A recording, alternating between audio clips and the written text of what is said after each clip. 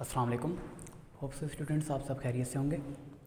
आज first year physics chapter 8 waves का 5th lecture जो कि बीट्स पर है, आज हम वो स्टडी करेंगे।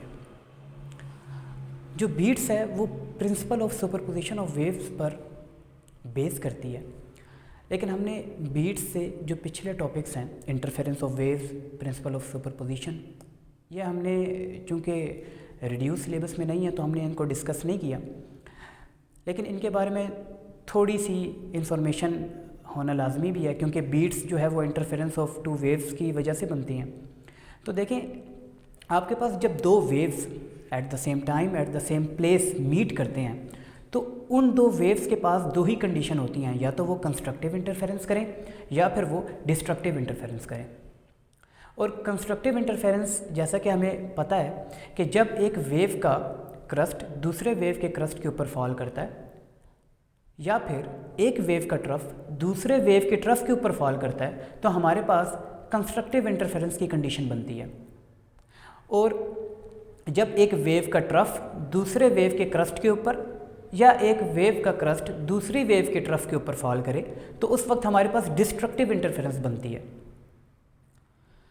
और हमारे पास इन दोनों केसेस में जो उस पार्टिकल का एम्पलीट्यूड है वो इंक्रीज़ करता है या डिक्रीज़ करता है। कंस्ट्रक्टिव के केस में चूँकि दोनों का क्रस्ट या ट्रफ फॉल करेंगे एक दूसरे के ऊपर तो हमारे पास जो रिजल्टिंग वेव बनेगी उसका एम्पलीट्यूड इंक्रीज़ कर जाएगा। और जब डिस्ट्रक्टिव इंटरफेरेंस का केस हम देखेंगे तो उसमें जो पार्टिकल होगा उसका जो रिजल्टेंट वेव जो आपके पास आएगी उसका एम्पलीट्यूड डिक्रीज़ कर जाएगा, क्योंकि वो दोनों क्रस्ट चाह रहा होगा कि उस पार्टिकल को इस मीन पोजीशन से ऊपर की तरफ लेकर जाए, अपवर्ड मोशन कराए, और ट्रफ उस वेव का ये चाह रहा होगा कि ये उस पार्टिकल को डाउनवर्ड मूव करवाए। तो ये दोनों क्रस्ट और ट्रफ एक दूसरे के इफेक्ट को कैंसिल करेंगे और पार्टिकल का जो आपके पास एम्पलीट्यूड होगा वो डिक्रीज़ होता जाएगा। और अगर दोनों वेव्स का एम्पलीट्यूड बिल्कुल सेम हो तो पार्टिकल बिल्कुल रेस्ट पर भी आ सकता है, वो कोई उस वक्त वो अपने मीन पोजीशन पर होगा। तो यहाँ पर बीट्स देखते हैं कि बीट्स फिर क्या है। बीट्स को इस तरीके से देखा जाता है कि आपके पास दो वेव्स हैं, उन दो वेव्स का एक ही डायरेक्शन में मूव करना, एक ही सिमत में मूव करना लाजमी है बीट्स के लिए, और उन दो वेव्स का एम्पलीट्यूड भी सेम होना चाहिए। लेकिन यहाँ पर जो एक डिफरेंस है वो ये कि उन दो वेव्स की डायरेक्शन सेम है, एम्पलीट्यूड सेम है, लेकिन उन दो वेव्स की फ्रीक्वेंसी में स्लाइटली डिफरेंस होना चाहिए। उन दो वेव्स की फ्रीक्वेंसी में जो थोड़ा सा चेंज, थोड़ा सा डिफरेंस होना चाहिए, अदरवाइज बीट्स का फिनोमेना अकर नहीं हो सकता। और ये जो दो वेव्स की फ्रीक्वेंसी में जो डिफरेंस है वो 10 हर्ट्ज से ज़्यादा भी नहीं होना चाहिए, 10 हर्ट्ज से कम होना चाहिए, तभी बीट्स का फिनोमेना अकर होता है। तो इसकी डेफिनेशन देखें कि the periodic vibration in the loudness of sound which is heard when two notes of nearly same frequency are played simultaneously is called beats. यहाँ पर भी आप देख सकते हैं कि वो कह रहा है कि आपके पास बीट्स की डेफिनेशन में भी यही है कि फ्रीक्वेंसी जो आपके पास है वो दो वेव्स की बिल्कुल एक दूसरे के करीब करीब होनी चाहिए, ज़्यादा डिफरेंस नहीं होना चाहिए, स्लाइटली डिफरेंस होना चाहिए। बीट्स का फिनोमेना अकर करवाने के लिए एक एक्टिविटी देखते हैं।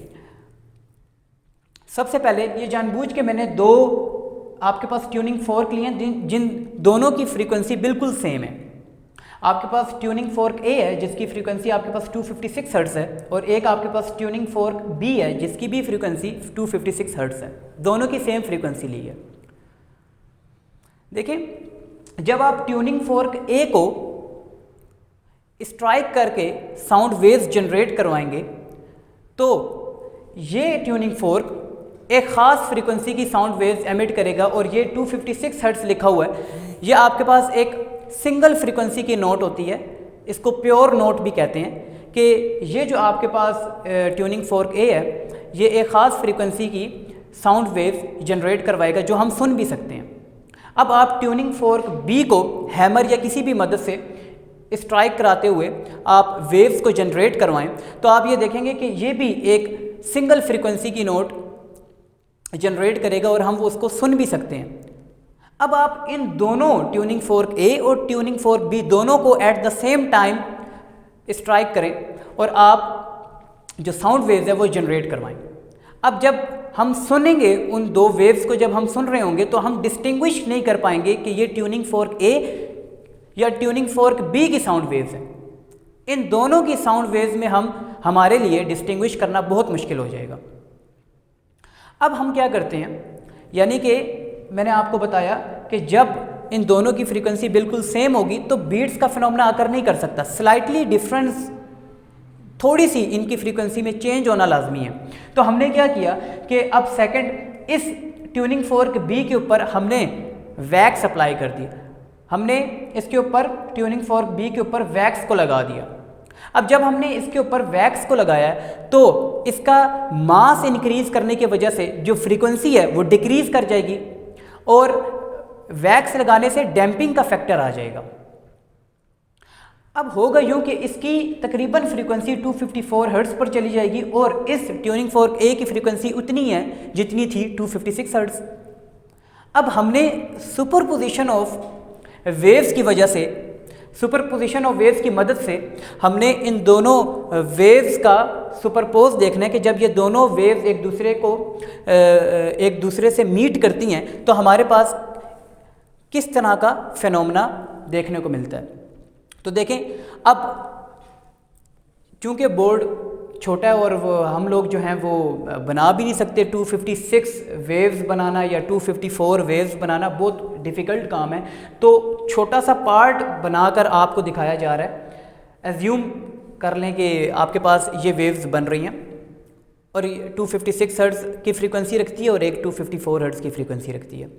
अब आप लोग यहाँ पर इन दो वेव्स को, हम लोग यहाँ पर कोई पर्सन है जो इसको सुन रहे हैं, तो जब यहाँ पर आप देखें कि इन दोनों वेव्स की जो डिस्प्लेसमेंट्स हैं वो एक ही तरह की है।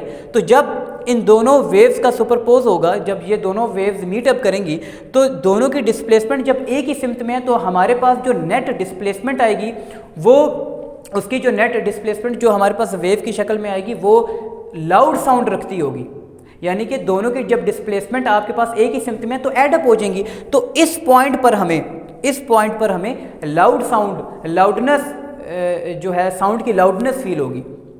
और फिर हम अगर एक पूरे सेकंड को कुछ पार्ट्स में डिवाइड कर लें तो हम ये देखते हैं कि ये जब हमारे कानों में ये आवाज़ लाउड साउंड पड़ी तो उसके बाद 1/4 सेकंड के बाद हम देखते हैं कि अब क्योंकि इनकी फ्रीक्वेंसी में डिफरेंस आ रहा है तो ज़रूरी तो नहीं है कि क्रस्ट पे और ट्रफ पे ही हमेशा फॉल करे, क्योंकि फ्रीक्वेंसी में डिफरेंस है। तो आपके पास ये जो वेव्स हैं ये जब आपस में एक दूसरे के ऊपर सुपरपोज करेंगी तो जाहिर सी बात है कि इन दोनों की फ्रीक्वेंसी में डिफरेंस की वजह से हमारे पास जो अब हमारे पास ये जो 1/4 सेकंड में आप देखें कि यहाँ पर जो क्रस्ट बन रहा है वो इस सेकंड वेव के ट्रफ के ऊपर फॉल कर रहा है।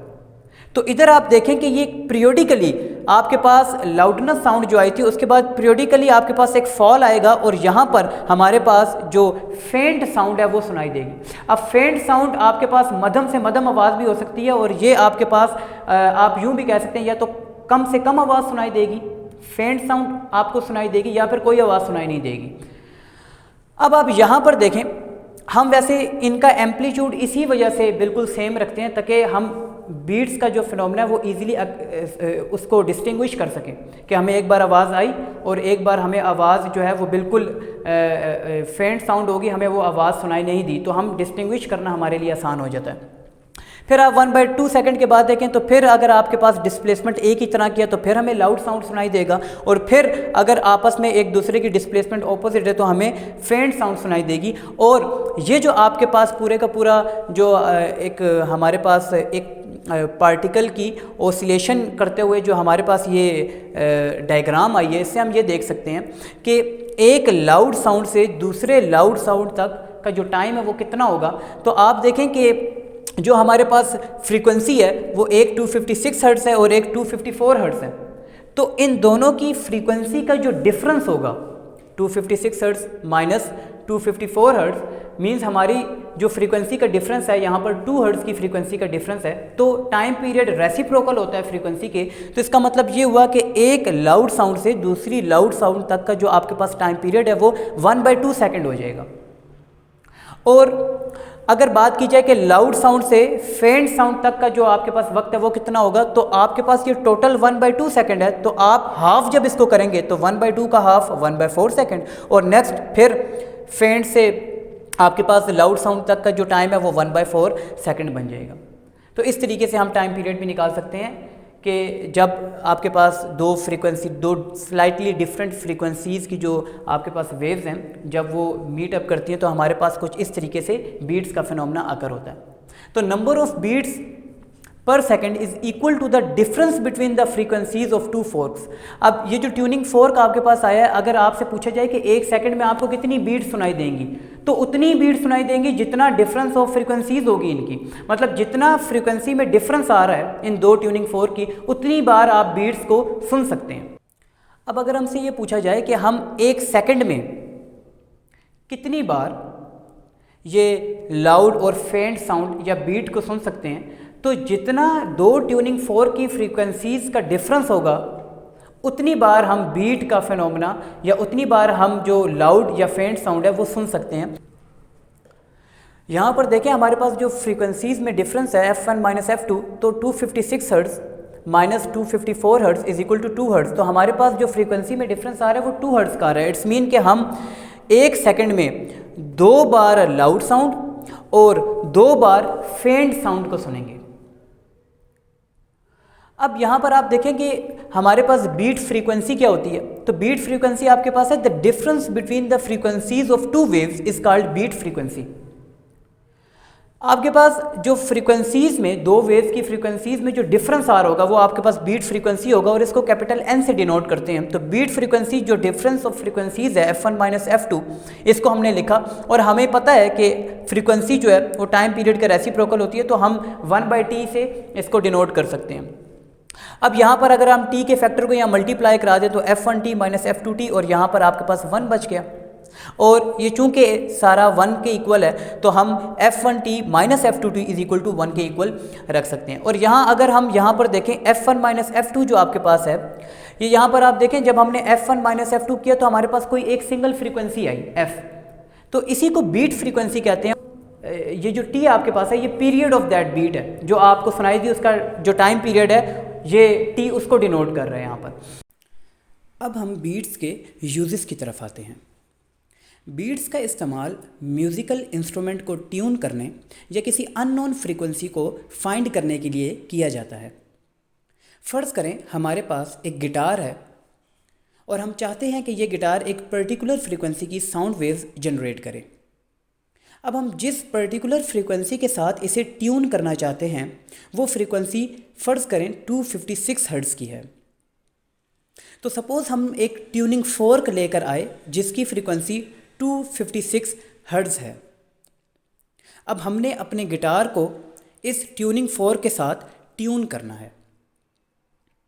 हमने सबसे पहले इस गिटार को और ट्यूनिंग फोर्क को अलग अलग वाइब्रेट करवाया ताकि हम ये अंदाज़ा लगा सकें कि हमने गिटार की स्ट्रिंग्स को कितना टाइट करना है या कितना लूज़ करना है। बेसिकली जब हम गिटार की स्ट्रिंग्स को टाइट करते हैं तो गिटार की स्ट्रिंग्स की टेंशन इंक्रीज़ होने की वजह से फ्रीक्वेंसी इंक्रीज़ कर जाती है, और अगर हम गिटार की स्ट्रिंग्स को लूज़ करते हैं तो टेंशन कम होने की वजह से फ्रीक्वेंसी भी डिक्रीज़ करना स्टार्ट कर देती है। ये डिपेंड करता है कि हमने अपनी फ्रीक्वेंसी को इंक्रीज़ करना है उस पर्टिकुलर फ्रीक्वेंसी को अचीव करने के लिए, या हमने उस पर्टिकुलर फ्रीक्वेंसी को अचीव करने के लिए अपनी फ्रीक्वेंसी को डिक्रीज़ करना है। एज्यूम करें हमारे केस में हमने गिटार की स्ट्रिंग्स को टाइट करना है, तभी हम उस पर्टिकुलर फ्रीक्वेंसी को अचीव कर सकते हैं। इस वक्त गिटार की फ्रीक्वेंसी कम है और हमने उस पर्टिकुलर फ्रीक्वेंसी को अचीव करने के लिए गिटार की स्ट्रिंग की टेंशन को इंक्रीज़ करना है ताकि फ्रीक्वेंसी भी इंक्रीज़ करे। तो हम गिटार की स्ट्रिंग्स को टाइट करना स्टार्ट करते हैं ताकि उस डिज़ायर्ड फ्रीक्वेंसी, उस पर्टिकुलर फ्रीक्वेंसी तक हम पहुंच सकें। ट्यून करते करते हम एक ऐसी स्टेज पर जा पहुंचेंगे कि जब हम गिटार को और उस ट्यूनिंग फोर्क को इकट्ठा वाइब्रेट कराएं तो हमें कुछ बीट्स सुनने को मिले। स्टूडेंट्स, जब बीट्स सुनने को मिलेंगी तब ये बीट्स तस्दीक कर रही होंगी कि जो गिटार की फ्रीक्वेंसी है वो उस ट्यूनिंग फोर्क की फ्रीक्वेंसी के बहुत क्लोज आ चुकी है। हमने आज इस लेक्चर में ये देखा कि बीट्स बनती ही तब हैं जब दो वेव्स एक ही डायरेक्शन में ट्रैवल कर रही हों, उनका एम्पलीट्यूड भी सेम हो लेकिन उनकी फ्रीक्वेंसीज़ में स्लाइटली डिफरेंस हो। तो जब ट्यूनिंग फोर्क और गिटार की फ्रीक्वेंसी में स्लाइटली डिफरेंस आएगा तो बीट्स का फिनोमेना देखने को मिलेगा। और जब बीट्स सुनाई देंगी तो फिर हम ये जान सकते हैं कि हम लोगों की जो गिटार की जो फ्रीक्वेंसी है वो बहुत डिज़ायर्ड फ्रीक्वेंसी के बहुत करीब है। और फिर हम केयरफुली गिटार की स्ट्रिंग्स को टाइट या लूज़ करके हम बीट्स के फिनोमेने को ख़त्म करके बिल्कुल अपनी फ्रीक्वेंसी उस ट्यूनिंग फोर्क की फ्रीक्वेंसी के साथ मैच भी कर सकते हैं। जब हम गिटार की फ्रीक्वेंसी और ट्यूनिंग फोर्क की फ्रीक्वेंसी को मैच कर लेंगे तब बीट्स का फिनोमेना ख़त्म हो जाएगा। तो ये आज का पूरा टॉपिक था जिसमें हमने बीट्स फॉर्मेशन और हमने ये देखा कि बीट्स का इस्तेमाल म्यूज़िकल इंस्ट्रूमेंट को कैसे ट्यून कराने में किया जाता है और जो म्यूजिशियंस हैं वो अपने अपने म्यूज़िकल इंस्ट्रूमेंट को आपस में भी इसी तरीके से ट्यून कर सकते हैं। इस लेक्चर के एंड में कुछ साउंड सुनाऊंगा जिस साउंड से आप लोग बीट्स के बारे में बेटर अंडरस्टैंडिंग कर सकेंगे। तो आज के लिए लेक्चर इख्तिताम करते हैं। इंशाल्लाह नेक्स्ट लेक्चर में मुलाकात होगी। तब तक के लिए अल्लाह हाफिज़। Thank you. 1 beat per second, 3 beat per second, 20 beat per second,